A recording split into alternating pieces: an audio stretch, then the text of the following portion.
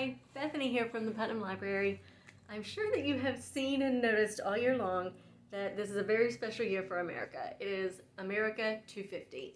It is our nation's 250th anniversary, its big birthday. And the library is getting in on the action as well, with so many celebrations going around. We wanted to challenge you to read 250 books. No, I'm just teasing. You do not need to read 250 books this year. But we do have a special Read 250, an America 250 reading list, a challenge, if you will, to read some of America's most important primary documents this year. That's things like the Declaration of Independence and the Constitution, the Emancipation Proclamation, things like the Zimmerman telegram that got us into World War I, that spurred our entry into World War I. FDR's fireside chats that got us through the 1930s, 40s, 50s, and even some pop culture things like Billy Joel, We Didn't Start the Fire. There's so much American history in that song. Or Amanda Gorman's poem, The Hill We Climb. So we've got a list, and I'll put it in the comments, I'll put it below, for you to check out of things that all ages can read to celebrate America's birthday this year. But I did want to share a few things with you, a few library resources, 2 books specifically that I have loved reading and that can make some of these more thoughtful and big documents a little bit more approachable and a little easier to understand for us as adults and for kids. So the first one that I'm going to share with you is the side-by-side Declaration of Independence. And these books are both meant for children, but what I'll say is I read them, I enjoyed them, and I learned so much more about these documents from these books. So the side-by-side Declaration of Independence, of course, tells us a little bit about what the Declaration of Independence was written for, the history behind it, the Continental Congresses, taxation, but it also gives us, in plain English, what it means. So it's breaking it down. One side, one page will have the original words from the Declaration of Independence, and the next page will have it broken down into plain English. For example, he has combined with others to subject us to a jurisdiction foreign to our Constitution and unacknowledged by our laws, giving his assent to their act of pretended legislation. What?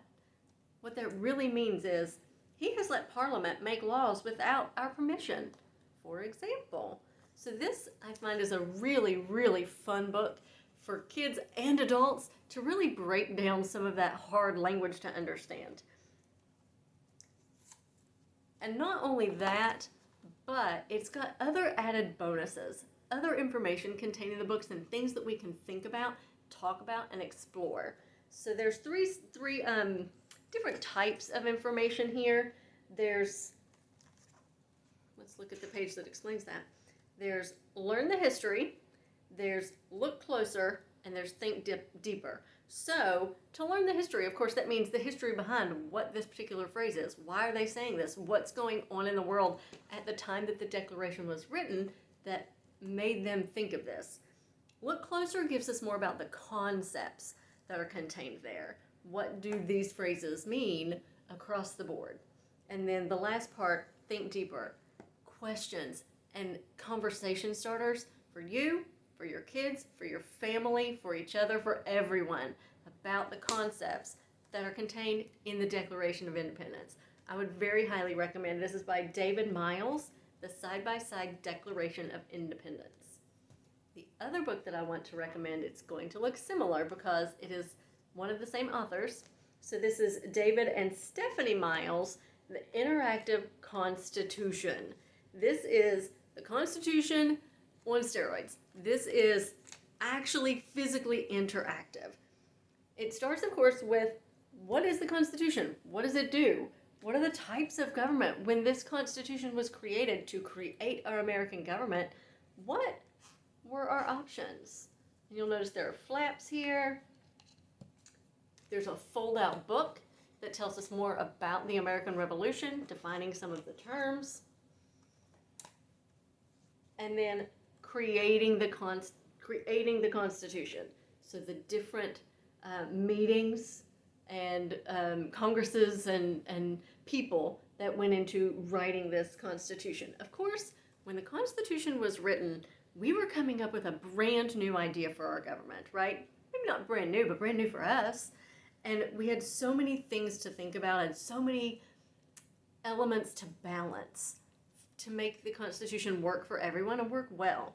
One of those big things that we're thinking about is states' rights and federal rights, or how those things could be balanced when some states are huge with so many people and some states were really, really small. So for example, this one gives us a little seesaw effect here.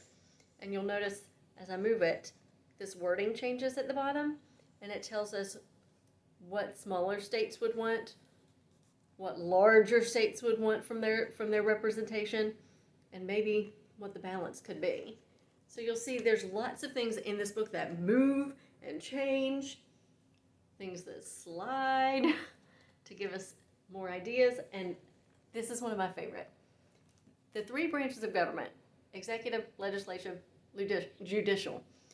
Well, we've heard about the balance of power between those three, but this actually shows us if our judicial system were to get too much power, what are the checks and balances that we have placed on it? Or we can also slide it to see the executive branch, the legislative branch, and see how their powers are checked, what they're responsible for.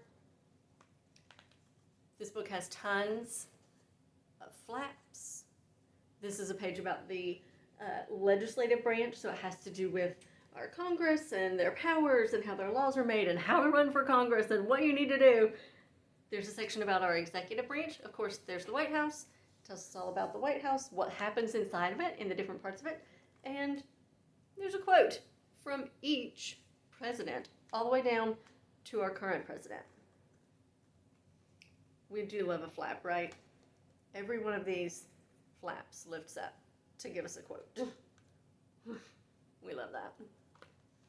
And the judicial branch. So, more about how the justices are chosen, some of their landmark cases in American history, and their Supreme Court building. There's just so much to see, and I love the way it's illustrated. Again, here's one of those fold-out books that tells us more about Supreme Court rulings. And last but not least, our Constitution may not have been perfect when it started. We are making amendments. We have made amendments, and this spinning wheel tells us about each amendment of our Constitution, when it was made, what it changed, why that's important, and our Bill of Rights. So important to Americans. So, while you may think that our reading challenge, Read 250, is maybe too much for young minds to take in, how are they going to understand these things? I just wanted to share with you these two resources that you can check out from your Putnam County Library. Just put them on reserve. I'm bringing them back to the library today. So the side-by-side Declaration of Independence and the interactive Constitution. So many flaps and slides and things to move for young hands that make history accessible. But also, I want to let you know that in the comments down below, I'm going to share a lot of resources that hopefully make these documents, these primary sources, more accessible for you as well. So a transcript of John Glenn's Space Orbit, or a video of Amanda Gorman reading her poem at an inauguration, things like that. Check below. I'll have all the information on that. Let me know what you're going to read, or what you're most excited to read, or how you're celebrating America 250 this year. Thank you.